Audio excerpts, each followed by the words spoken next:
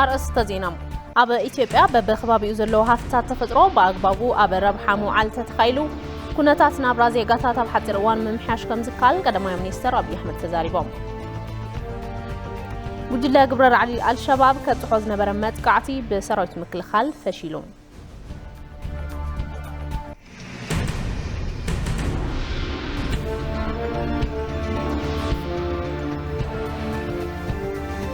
كاب وصاي مرحله تركي اب بارلمان هاجر فيت نفيت ابز جبر ومدره تركي نحبرت اوروبا زاتو قال كيدان ملؤ بملؤ حليا نساتهم غنا قالهم ايخبروني لهم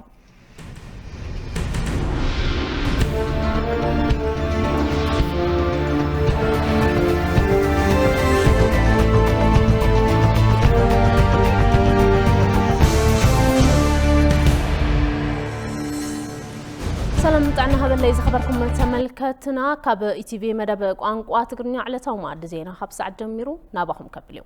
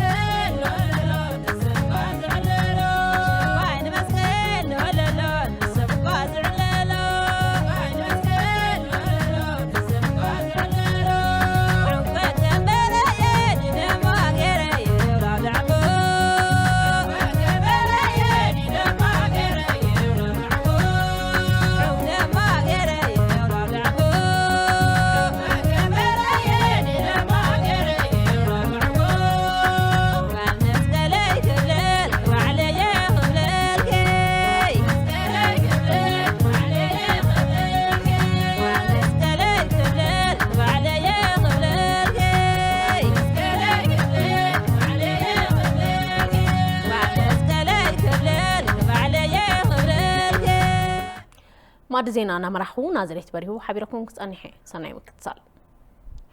وجل قبر عدي الشباب كبس حوزنا برمت قعتي بسراويت مكل خال فشيلوم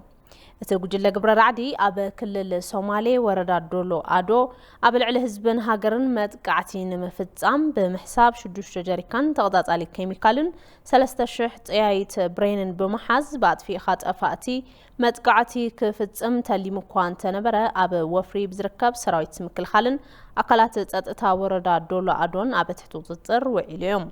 برغاديل جنرال جيتاتشو هابتامو كمزقلتو تقول قبر رعدي قدم حزي عبل على هاجر عنوتن رعد النمبصح ترغاغام فتننا قبر خمس خونه بمقلاط يخون مبر بنقوح ختتل سراويتن حزبن تلمه تقول قبر رعدي كي تعوته ابتحتو زصر انه علي ركب لهم حلقه ميتي فنتايله بقدوم ابت زوباز ركب وجلا الشباب يخون ناي وشت ناي دغن حيلታት صره سلام بممكات مورالن بقعتن سراويت زعزز خمس خونه كاب سراويت مكلخال زرخبنا حبريتا يرد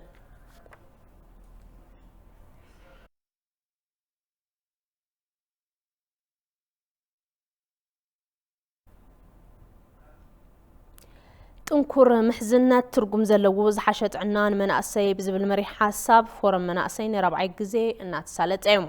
ابت فورم منستر عنا دكتور ليا تادسه نقوح بقعن طعين مناسين مفتر كله سبت صحيت اكل تامته هبو كسرح صاوعي تقريبا منستر عنا اب مناسي زفترو تحت عدمه مرعا خمون اب اوان تنسن وليدن زقات متن موت اب 10 بفرق منكاي سلتاو تلمحانتيصو ان سرحه مخانون املاخيتن ببعمتو لعل 3000 مناسي بصقم طعنا هيوتهم كمسنو مرداتا ودب طعنا عالم يملخت قبل ريبورترنا امير جيتو صبصيبوم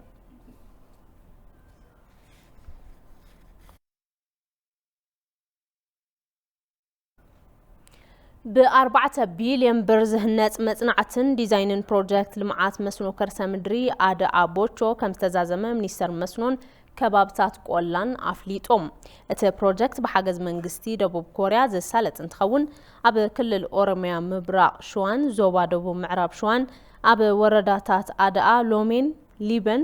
ጩቃላ ኢሉ በቾና ሰበታ ሐዊሱ ከም ዝህነጽ ተገሊጾም 5,000 هكتار زشفن ات بروجكت كاب كرسا مدري اب زركب لمعات من قد ماي بمسنو بملماع 20,000 سدرا تربحتي كم زقبر تحبيرهم اتهنصات 4 كلتن كوعت عمي قدا قد ماي حاوسو قدم كبل زيتو قعت قدا قدي ناي بجنفاع سراح زكاتتا كام زخونه كابت منستر بيت عيو زرخبني حبريتا يملاخت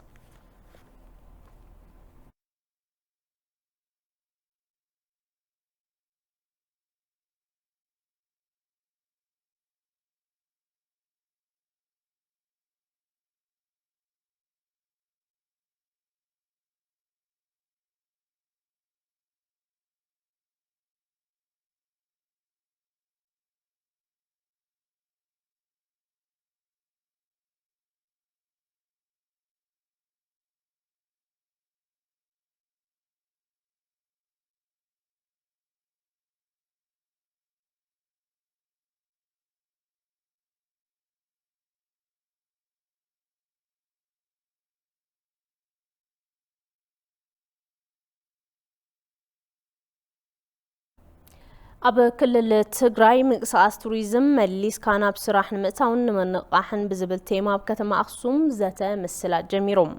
ابت زته اب سراحت توريزم هوتيلن مرحت غعزو عدتن زتوافرو تكالات حويسو كالوت سبصحيت اكالاتن تكالاتن ترخيبوم يم اب تግራይ تولع زنبره كينات اب منقساس توريزم كلل تግራይ لعل عنتو مفتارو دما تحبيروم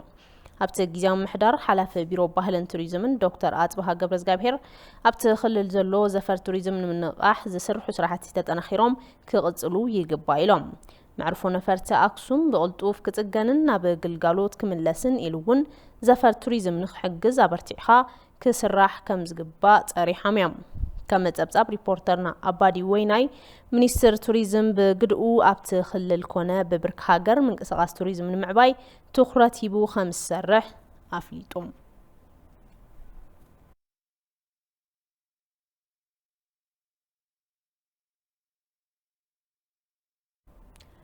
مبل 34 مدرخ ذات قومي بلل يسالت علم ات مدرخ ذات إريتشا ارما حدنتن حونتن بزبل مري حسابيو እናት ሳለጥ አዝርከብ ሚኒስትር ባህልን ስፖርትን ቀጀላ መርዳሳ ሐላፈ ቢሮ ኮሙኒኬሽን ክልል ኦሮሚያ አይታ ኃይሉ አዱኛን ካልኦት አጋይሽን አብተ መድረክ ዘተ ተሳትፈውም የሙ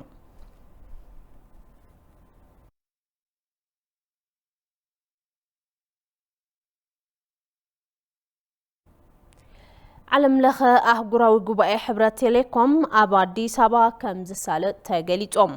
እቲ ጉባኤ ካብ ጽባሕ ጀሚሩ ክሳብ 24 መስከረም 2016 ዓ.ም ከም ዝካየድ ተሓቢሩሎም ብምትሕባር ሚኒስተር ኢኖቬሽንን ቴክኖሎጂን እቲ ሕብረትን ዘሰናድእዎ ጉባኤ ዲጂታል ትራንስፎርሜሽን ዘላቕን ፍትሓውን መጻኢ ግዜ ሸቶታት ዘላቕ ልምዓት ኣፍሪካ ትግበራ ምቅልጣፍ ብዝብል መሪ ሓሳቢው ክካየድ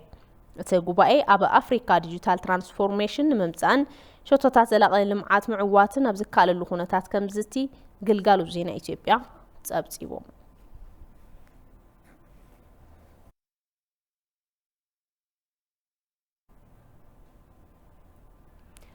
ኣብ ኢትዮጵያ በብኸባቢኡ ዘለው ሃፍታት ተፈጥሮ በአግባቡ ኣብ ረብሓ ምውዓል እንተተኻይሉ ኩነታት ናብራ ዜጋታት ኣብ ሓፂር እዋን ምምሕያሽ ከም ዝከኣል ቀዳማይ ሚኒስትር ዶክተር አብይ አሕመድ ተዛሪቦም እቶም ቀዳማይ ሚኒስትር ኣብ ክልል ደቡብ ምዕራብ ኢትዮጵያ ዑደት አሳሊጦም ኣለዎም ንጸብጻብ ተስፋዬ ለሜሳ ጌታቸው አለሙ ኣብ ክልል ደቡብ ምዕራብ ኢትዮጵያ ዞባ ቤንች ሸኮ ዑደት ስራሕ ዘሳለጡ ቀዳማይ ሚኒስትር አብይ አሕመድ ኣብቲ ከባቢ ዝተዓዘብዎ ዓሚቕ ሃፍቲ ተፈጥሮ ከም ዘስደመሞም ተዛሪቦም ኢትዮጵያ በብከባቢው መሰል ሃፍታት ተፈጥሮ ከም ዘለዋ ዘዘኻኽሩ እቶም ቀዳማይ ሚኒስትር ነቶም ሃፍታት ተፈጥሮ ፈሊጥካ በአግባቡ ብምጥቃም ኩነታት ናብራ ዜጋታት ምምሕያሽ ከም ዝከኣል አመላኺቶም የምድር ገነትን ኢማጂን አድርጎ ማየት የሚፈልግ ሰው ደቡብ ምዕራብ ኢትዮጵያ ቢመጣ ንምድረ ገነት ብስእሊ አእምሮ መርአይ ዝደሊ ሰብ ናብ ደቡብ ምዕራብ ኢትዮጵያ እንትመጽእ ናብ ቤንች ማጂ እንትመጽእ ክርኢ ዝኽእል ይመስለኒ ተራእይ ዘይጽገብ ደን ኣለዎ ተጓዒዝካ ኣይትውድኦን ዓይነታትን ዓለትን እቶም ተኽልታት ጽባቐ እቶም ኣውጽልቲ ከምዚ ዓይነት መሬት ኣብ ኣፍሪካ ኣብ ኢትዮጵያ ኣሎ ድዩ ዝብል እዩ ግና ድማ ጽባቐ ጥራይ ኣይኮነን ኣብ ውሽጢ ዘሎ ንኣብነት ሕዚ እንርከበሉ ሕርሻ ቡን በበቃ ኣስተታት 10,000 ሄክታር መሬት ቡን ዝትከለሉ እዩ እዚ ቡን ቅድሚ ሂደት ዓማውቲ ኣብ 1 ሄክታር 1 ኩንታል 2 ኩንታል ዝርከበሉ ዝነበረ እዩ። ሕዚ ብዘመናዊ ድኹዒ ተማሒሹ ክሳብ 10 ኩንታል ክበጽሖ እዩ። ኣብ ሓደ ቦታ ብስፍሓት እኳ እንተዘይኾነ ብመስኖ ኣብ ሄክታር ክሳብ 20 ኩንታል በጺሑ እዩ። ፍርያምነት ቡን ጥራይ ዘይኮነስ ጽሬቱ እውን ዓብዩ ማለት እዩ። ዝተሰርሐ ፍርያምነት ቡንን ውጽኢት ምርምር ዝተባባዕ እዩ። ፍርያምነት ቡን ዝዕቢ ስለ ዝኾነ ሕዚ በበቃ ናይ ባዕሉ ብራንድ ሒዙ ንስታርባክስ ዝሽየጥ ቡን ኮይኑ እዩ። ኣብ ውሽጢ እዚ ጫካ ግን መዓር ኣሎ። ኣብዞም ተኽታት እንድሕር ተዓዚብኩም ኮይንኩም ቁንደረሬ ዝበሃል ቅመም ኣሎ፣ ሕርዲ ኣሎ፣ ናይ ጎማ ተኽሊ ኣሎ፣ መዓር ኣሎ። ኣዝዮም ብዙሓት ነገራት እዮም ዘለዉ። ደጊም ካብ ቤንች ማጂ ንእሽተይ ውርድ እንትብል ዲማ ዝበሃል ከባቢ ኣሎ። ዓብዪ ሩባ ብኡ ይሓልፍ እዩ። ብርክት ዝበለ ባህላዊ ወርቂ ዝርከበሉ ከባቢ እዩ። ኣብቲ ወርቂ ኣሎ። ኣብዚ ነዘ ዝኣመሰለ ድኒ ኣሎ። መንገዱ ኣዝዩ ጽቡቕ እዩ። ንብርክት ዝበለ መስሕብ ቱሪዝም ምዃን ዝኽእል እዩ። ንኢንቨስትመንት ክስሕብ ይኽእል እዩ። ናይ ህዝብና ብርኪ ከመሓይሽ ይኽእል እዩ። ንሕና ግና ዓይንና ብደንቢ ከፊትና ምርኣይ ስለ ዘይከኣልና ዘለውና ነገራት ኣይንፈልጥን። ንወለዶ ዝተርፍ ነገር ንምጽናሕ እቲ ሕብረተሰብ ዓሚቕ ሃፍቲ ከባቢኡ ምፍላጥን ምጥቃምን ከም ዘድሊ እውን ኣተሓሳሲቦም። እውነት ለመናገር ኢትዮጵያውያን በተቻለ መጠን ሓቂ ንምዝራብ ኢትዮጵያውያን ብዝተኻእለ መጠን ሃገሮም ንምፍላጥ ሃፍቶም ንምፍላጥ ጥራይ ኣይኮነን፣ ንምጥቃም፣ ንምሕላው፣ ንወለዶ ንምምሕልላፍ ከምዚኦም ዓይነት ቦታታት ምርኣይን ምግንዛብን ኣዝዩ ኣድላይ እዩ። ምኽንያቱ ንሃገሩ ዘይፈለጠ ከምኡ እውን ዘይተቐመጠ እንድሕር ኮይኑ ዝባኸነ እዩ ዝኸውን። ክንጥቀመሉ እንተኾይንና ክንፈልጦ ኣለና። ኣብ ጅባኻ ዘሎ ገንዘብ ዘይትፈልጦ እንተኾይንካ ወረቐት እዩ። ኣብ ጅባኻ ገንዘብ ከም ዘሎ እንትትፈልጥ እዩ ነቲ ገንዘብ ኣሽሪፍካ እትበልዐሉን እትሰትየሉን እትኽደነሉን እትጥቀመሉን። ምፍላጥ ልዕሊ ኩሉ እዩ። ድሕሪ ምፍላጥ ድማ ምጥቃም እሞ ኣብዚ ቦታ ብዝረኣይናየ ነገር ኣዝና ተደሚምና ኢና። ስፍሓት ኢትዮጵያ ሃፍቲ ኢትዮጵያ ተሸሪፉ ዘይውዳእ ዓቕሚ ብልጽግና ኢትዮጵያ ንምግንዛብ ዕድል ይህብ እዩ ኢለ ይሓስብ እሞ ሃፍትና ምፍላጥ ስፍሓት ቆዳ መሬትና ምፍላጥ ኣብ ውሽጢ ዘሎ ዓቕሚ ሃፍቲ ምፍላጥ ንወለድና ትምህርቲ እንትንውስኸሉ ናብ ሃፍቲ ይቕየር። ከም ክልል ደቡብ ምዕራብ ኢትዮጵያ ዝበለ ኩሉ ዝተፈላለዩ ከባብታት ዝሃገር ብርክት ዝበሉ ሃብትታት ምህላዎም ዝገለጹ ቀዳማይ ሚኒስትር አብይ አሕመድ ብዝሃ ሃብትታት ዝሃገር ንኩለመዳያዊ ለውጢ ንምውዓል መንግስቲ ክሰርሕ እዩ ኢሎም። ኣብዚ ከባቢ ሻይ አለ፣ ቡና አለ። ኣብዚ ከባቢ ሻይ ኣሎ፣ ቡና ኣሎ፣ ብርክ ዝበሉ ፍሩትታት ኣለዉ። ንብዙሓት ስራሕቲ ዝውዕሉ ዝተፈላለየ ዓይነት ዓሌታት ኣትክልቲ ኣለዉ። ብጽባቐን ገንዘብን ዝኾኑ ነዚ ኣተዓራሪኻን ኣስሊፍካን ምጥቃም ናትና ናይ ኢትዮጵያውያን ግደ ይኸውን። ኣዝዩ ተስፋ ወሃቢ ነገር እዩ ዘሎ። ንዝቕጽል ኣሰራርሓ ፖሊስን ስትራቴጅን ልዑል ዝኾነ ዳታታት ሓበሬታታትን ፍልጠታትን ሸሚታ ኣለኹ።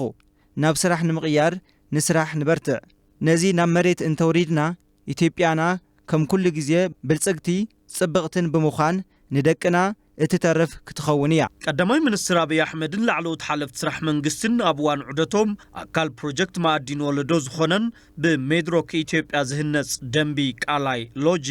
ሰረት እምነ ኩርናዕ ዓንቢሮም። ኣብ ዞባ ጅማ ምህርቲ ቡን ንምድንፋዕ ዝሰርሑ ዘለዉ ስራሕትታት መርኣያ ውፅኢታውነት መርሃ ግብሪ ሓምለ 10 ምዃኖም ቀዳማይ ሚኒስትር አብይ አሕመድ ገሊጾም። ኣስታት 530,000 ሄክታር መሬት ዝኸውን ኣብቲ ዞባ ብቡን ከም ዝተሸፈነ ድማ ተሓቢሮም። ዋለልኝ ታምር ዘሰናደው ጸብጻብ ኣባደመቀ ቀዳማይ ሚኒስትር አብይ አሕመድ ምስ ላዕለዎት ሓለፍቲ ክልላትን ፌደራልን ኣብ ዞባ ጅማ ዑደትን ተሳልጡ ተኽልታት ቡና ውፅኢት ሌማት ልምዓት ሩዝን ስርናይን ሓዊሱ ካልኦት ስራሕትታት ልምዓት ተዓዚቦም ፈልሰታት ቡና ብምትካል ዝበረታታዕ ስራሕ ከም ዝተሰርሐ ዝሓበሩ ቀዳማይ ሚኒስትር አብይ አሕመድ ኣብ ክልል ኦሮሚያ ዞባ ጅማ ከባቢ 530,000 ሄክታር መሬት ብቡና ዝተሸፈነ ምዃኑ ዝገለጹ እንትኾኑ ካብዚ እቲ 50 ሚታዊ ኣብ ዝሓለፉ 4 ዓመታት ዝተተኽሉን ውፅኢት ሓምለ 10 ምዃኖምን እቶም ቀዳማይ ሚኒስትር አብሪሆም። በሀገር ደረጃ እንደሚታወቀው የተለያዩ ኢኒሼቲቮች አሉን። በብርካ ሃገር ካብ ዘለውና ጽቡቕ ስራሕትታት ቡና ሓደ እዩ። ኣብ ዞባ ጅማ ከባቢ 530,000 ሄክታር መሬት ብቡና ተሸፊኑ እዩ። ካብዚ ውሽጢ እቲ 50 ሚእታዊ ኣብ ዝሓለፉ 4 ዓመታት ዝተኸልናዮም ውፅኢት ሓምለዋይ ኣሰር እዮም ፍርያት ቡና ብምድንፋዕ ኣብ ዓለም ካብ ዘለና ብርኪ 7.5 ክንብል ኢና ምህርትና ድማ ብዕፅፊ ክውስኽ እዩ ዝበልናዮ ጉዳይ ብተግባር ርኢናዮ ኢና ኣብ ፍርያት ቡናን ተረፈ ምህርቲ ቡናን ዝተጀመሩ ስራሕትታት ዝበረታትዑ ምዃኖም እውን እቶም ቀዳማይ ሚኒስትር ገሊጾም ቡና ራሱን በጥራት ማምረትና ለገበያ ማዋል ብቻ ደግሞ ሳይሆን ቡና ብጽሬት ምልማዕን ንዕዳጋ ምቕራብን ጥራሕ እንተይኮነስ ተረፈ ምህርቲ ቡና ናብ ፈሓም ምልዋጥ ዝተጀመረ ስራሕ ተስፋ ዝህብ እዩ ናይ ዕንፀይትን ቡናን ፈሓም ሓደ ዓይነት ኣይኮነን ካብ ጨንኦምን ንጥዕና ዝህልዎም ሳዕቤንን ይፈላለዩ ቡና እዩ ስለዝኾነ ብመዳይ ቡና ዝተዓዘብናዮ ነገር ተስፋ ዝህብ እዩ ብመዳይ ልምዓት ሩዝ ስርናይ ቡና መዓርን ካልኦት ፍራምረታትን ዝስርሑ ዘለዉ ስራሕትታት ኣብ ቀጻሊ ብምምዕባል ኣብ መነባብሮ ሓረስቶት ርኡይ ለውጢ ከም ዘምጽኡ ኣብቲ ዞባ ዝተመዝገበ ውፅኢት መርኣያ ምዃኑ ሓቢሮም በሩዝ በስንዴ በቡና በተለያዩ ፍሩቶች ኣብሩዝ ስርናይ ቡና ካልኦት ፍራምረታት ዝረኣናዮ ስራሕ ኣብ መነባብሮ ሓረስታይ ለውጢ የምጽእ ምህላው ዘመላኽት እዩ መብዛሕትኡ ሓረስታይ እንተተለዊጡ መነባብሮ ኣብ ከተማ ዝነበር ሕብረተሰብ እውን ምልዋጥ ይከኣል እዩ እቲ ዞባ ዝተጀመሩ ስራሕትታት ሌማት ዝናሃዱን ክቕጽሉ ዝግብኦም ምዃኖም እቶም ቀዳማይ ሚኒስትር ሓቢሮም ሁሉም ኢትዮጵያ መላእ ኢትዮጵያውያን ብመሰረት እዚ እናሰራሕና እናተለወጥና ዝማዕበለትን ዝበለጸትን ኢትዮጵያ ንምርኣይ የብቃዕና ኣብ ዞባ ጅማ ዘሎ ሃፍቲ ቱሪዝም ኣልሚዕኻ ምጥቃም ከም ዘድሊ ቀዳማይ ሚኒስትር አብይ አሕመድ አገንዚቦም ካልኣይ ብርኪ ቤት ትምህርቲ ጥቁር አንበሳ ነቲ ሓዱሽ ስርዓት ትምህርቲ ኣብ ተግባር ምውዓሉ ተሓቢሮም ንደቂ ኣንስትዮ ተፈተንቲ 12 ክፍሊ ድማ ብፍሉይ ጠመተ ምሃብ ተወሳኺ ትምህርቲ እናሃበ ከም ዝርከቡን ተገሊጹሎም ሙሉ ብርሃን ግርማይ ኣብያተ ትምህርቲ ንሓንቲ ሃገር መሰረት ፍልጠት መሰረት ስልጣነ ካብ ዝብዝሓለፈ ድማ መበቆል ስነ ምግባር እዮም ብፍላይ ከማና ንዝኣመሰሉ ሃገራት ድማ ባና ተስፋ እዮም ኣብዚ ሕዚ እዋን ሃገርና ኢትዮጵያ ብሓድሽ መልክዕ ብዝሓንፀፀቶ ኣብ ወሃባ ትምህርቲ ዝሓሸ ውፅኢት እናተረኣየ ይርከብ ኣብዚ ጉዳይ ኣዲብና ኣብ ቤት ትምህርቲ ካልኣይ ብርኪ ጥቁር አንበሳ ዑደት ኣብ ዘሳለጥናሉ እዋን ቤት ትምህርቲ ጥቁር አንበሳ ከም ካልኦት ኣብያተ ትምህርቲ ብሓድሽ ወሃባ ትምህርቲ መሃብ ከም ዝጀመረ ተገሊጹ ዘንድሮ ተፈታኝ ነኝ ተፈታን ሎም ዘበንየ ሎሚ እንፍተኖ ናይ ፈተና አካይዳ ድማ ሓዱሽ ካሪክለም ወይም ስርዓተ ትምህርቲ ስለዝኾነ ንዕኡ ብዝኾን መልክዑ እናተዳለኹ እየ መጽሓፍቲ ክሳብ ሕዚ ኣይተዋሃበናን አማራጭ በመጥቀም ግና እናተዳለና ኢና ንርከብ ትምህርት የጀመረው ባለፈው ሳምንት ነው ቢሆንም ግን ትምህርት አበ ዝሓለፈ ሰሙን እዩ ተጀሚሩ ብዙሕ ተማሃራይ ስለዘይ አተወ ንሽተና በድሕሪት ቀሪና ኢና ሕዚ ግና አበ ጽቡቅ ኩነታት ኢና ንርከብ በዚህ ዓመት 2016 ኣብዚ ሒዝናዮ ዘለና ዓመት 2016 ዘሎ ምድላው ትምህርቲ ብጣዕሚ ጽቡቅ እዩ መምህራን ቅድመ ምድላው ገይሮም እዮም ትልሚ ተሊሞም እዮም ሰሙናው ትልሙውን አዳልዮም እዮም ቤት ትምህርቲ ጥቁር አንበሳ እውን ናይዚ ዓመት ትልሚ ቅሪቡ ነቲ ትልሚ ሪኢና አጽዲቅና ሕዚ ናብ ተግባር አቲና ኢና ካልኣይ ብርኪ ቤት ትምህርቲ ጥቁር አንበሳ ብብርካ ሃገር 12 ክፍሊ ንዝፍተኑ ደቂ ኣንስትዮ ቅድሚት ብምሃብ ካብቲ ስሩዕ ትምህርቲ ወጻኢ ትምህርት መጠናኸሪ ፍልይ ብዝበለ መንገዲ እናሃበ ከም ዝርከብ ተሓቢሩ ክረምትን በራሳችን ኣብ እዋን ክረምቲ ብባዕሊ ጻዕሪ ኣብ ኢንተርኔት ብምእታው ዝተፈላለዩ መረዳእታ ትምህርቲ ኣኪበ ኣጽኒዐ ተዳልየ የመጽእ መጠናኸሪ ትምህርቲ እውን ይወስድ እየ 12 ክፍል ንተምሃሮ 12 ክፍሊ ካብ ስሩዕ መምሃር ምስ ተምሃሮ ወጻእ መጠናኸሪ ትምህርትን ደቂ ኣንስትዮ ይወሃብ እዩ መንግስታዊ ምስ ዘይኮኑ ትካላት ብምትሕባር ዝተፈላለዩ ሕቶ ብምድላው ተምሃሮ ብዝመረጽዎ መምሃራን መጠናኸሪ ትምህርቲ ንህቢና ተምሃሮ ናይ መምራጽ ዕድል ተዋሂቦም እዩ ኣብ መወዳእታ እውን ኣብዚ ዓመት እናተተግበረ ዘሎ ሓድሽ ወሃባ ትምህርቲ ከም ተሓድሽ ምዃኑ ኣብ መምህራን ኮነ ኣብ ተምሃሮ ምድንጋር ከም ዝፈጠረ ብምግላጽ ዘለዎ ክፍተታት ብዘሎ ዓቕሚ እናተሸፈነ ከም ዝኾነ እውን ተሓቢሩ ለትምህርት ዝግጅት አድርገናል በእኛ በኩል ንትምህርቲ ተዳሊና ኢና ገና ድማ ከም ትዝድላ አቲና ኢና ምባል ይኸብድ እዩ መጽሓፍ ሎሚ ዘበን ከም ትምቕያሩ ንዓና ኾነ ነቶም መምሃራን ከቢዱና እዩ በዚህ ዓመት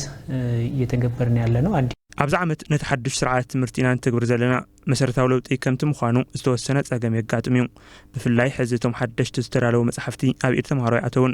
ሶፍት ኮፒ ዳሊና ኢና ነቲ መምህር ኮነ ነቶም ተምሃሮ ንህቦም ተዝማልኡልና ግን ካብዚ ዝሕሸ ስራሕ ምስራሕ ይከኣል እዩ ሕዚ እውን ብዝኸኣልናዮ መጠን ነቲ ሓድሽ ካሪክለም ብዝምጥን መልክዕ ተምሃሮና እናምህርና ኢና ንርከብ እቲ ሓድሽ መጽሓፍ ተሓቲሙ ናብ ተምሃሮ ክሳብ ዝበጽሕ كحدا كساب كلتا زخونو معرفات بسوفت كوبي دالينا أب بيت مصحف تقميتنا إنا أتى مصحف ناب إيد تمهارون ممهران مساعته ودما صبق زبال كيدي ممهران مستمهران كم زحلون أي تراترن أبيات تمرتي ولدو بزبق سنة مقبارن بفلتاتن نمهنات زلوم الجام زلعالة بمخانو بيت تمرت تقران بساون نازت أمتها بمخاب استفلالي وسابات بمعداب أب تمهاروت بيت تمرتي سنة لبونا أزبقو إن سرحة كم زلون تقاليتو ተማሪዎች የሚተዳደሩበት ተማሃሮ ዝተሓዳደሩሉ ሕግን ደንብን ኣሎ በዚ መምርሕ መሰረት ተማሃሮ ናብ ክፍሊ ምስኣተው ካብቲ ስሩዕ ትምህርቲ ብዝሓለፈ ብዛዕባ ስነ ምግባር ነምህሮም ኢና ኣከዳድንኦም ጽሩይን ክኾን ብእዋኑ ናብ ክፍሊ ንክኣትዉ ንግሆ ኣብ ዝካየድ ስርዓተ ሰልፊ ድማ ተረኺቦም መዝሙር ሃገሮም ንክዝምሩ ንምዕዶም ኢና እኔ መማረው ከመስማት ሳኖች ጋር እንደምኑ መጠን ኣነ ምስቶም ምስማዕ ዘይኽእሉ ወገናት ከምቲ መምሃረይ ንዓይ ዝተረዳእኒ ነገር ንዓቶም ብምክፋል ናተይ ደረጃ ወይ ድማ ካባይ ዝሓሸ ውፅኢት ከምጽኡ ኣብ ጎኖም ኮይነ ይሕግዞም እየ ወደፊት መሆን በምፈልጋቸው ፊልዶች ላይ ምዃን ወይ ድማ ምእታው ናብ ዝደልዮ ትምህርቲ ንኽኣቱ ዝተፈላለዩ ስራሕትና ስራሕኹ እየ ሜዲሲን ወይ ድማ አርኪቴክቸራል ፊልድ ንምእታው ድሌት ስለ ዘለኒ ኣብ ዙርያ ሜዲሲንን አርኪቴክቸራል ዲዛይንን ዝተሰርሑ ቪድዮ ብምርኣይ ሰዓተይ ይሕልፎ እየ ተማሪ ለውጤት ማብቃት ተምሃሮ ጽቡቕ ውፅኢት ከምጽኡ ምግባር ትካልና ሓላፍነቱ እዩ ወለዲ እምነት ስለ ዘለዎ እዩ ደቆን ቤት ትምህርቲ ሕሊፉ ዝህብ በዚ ምኽንያት እምነት ዝነበረሉ መምህር ኣመራርሓ መላእ ማሕበረሰብ ቤት ትምህርቲ ዓቕሙ ብዝፈቐዶ መጠን ተምሃሮ ንውፅኢት ክበቕዑ ኣብ ምግባር ኣሰሩ ከቕምጥ ይግባእ ቤት ትምህርቲ ጥቁር አንበሳ ድማ ኣብዚ ጉዳይ እዚ ጽቡቕ ኣፈጻጽማ ዘለዎ ቤት ትምህርቲ እዩ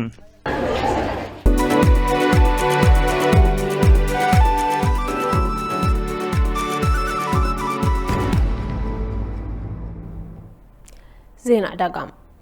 كلاي قبائل لمعات هفت سبن فترة عدل سرحن أفريقيا أو أديس أبا يسالت علم أتا قبائل وعلى خاطر الجبس نمهدار نمصنع أتسأل عدل سرح لمعات كلتن فترة عدل سرحنا بإثيوبيا بزب المريحة الصبي ونتخيد زركب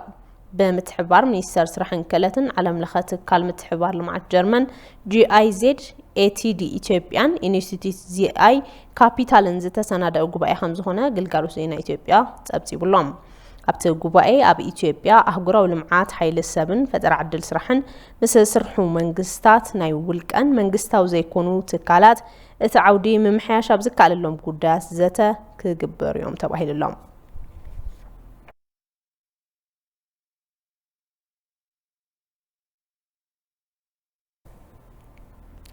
ناب زيناتات وصاين تنحلف مرح تركي أب بارلمانت هاجر فيت نفيت أبز جبر ومدرة تركي نحبرة أوروبا زعتو التقال كله حلقة نساتهم جنا قالهم أخبرني لهم بزي مخنيات أنكارا نصوص عمتات كابزت أبيا حبرة أوروبا زخون نجر أي تتبني لهم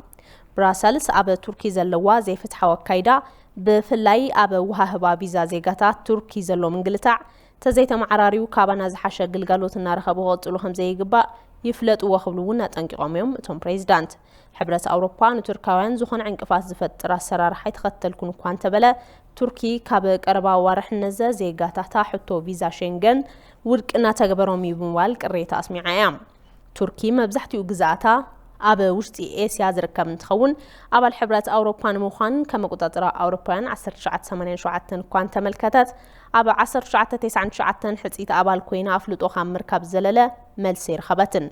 أبزور حما فلمتا بارلما أوروبا تركي زيقاتاتا مسارتاونات إنت 7 مسالات كم أول مسعلم لخ حق تقاران من قدي توقع عزاب موبال نتهاجر زخون الريبورت هاتريق يوم إردوغان نزل ملسب زهاب الأوان بخمس عينة سيد اللي إداءتاونات مخنيات مس حبرة أوروبا زلو واركب كتقدب تخليا موبالهم أرتي تأبسيبهم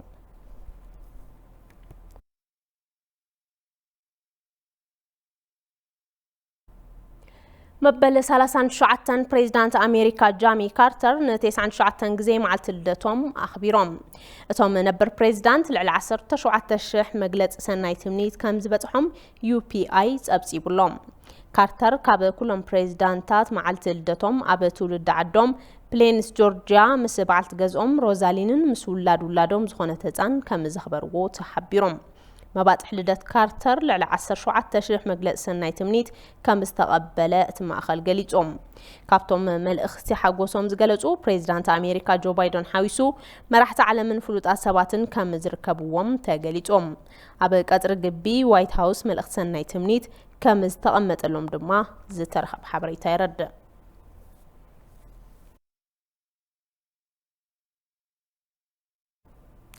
قاتلهم تصابصا سبورت نباهم كبليوم ፍጹም ካሳ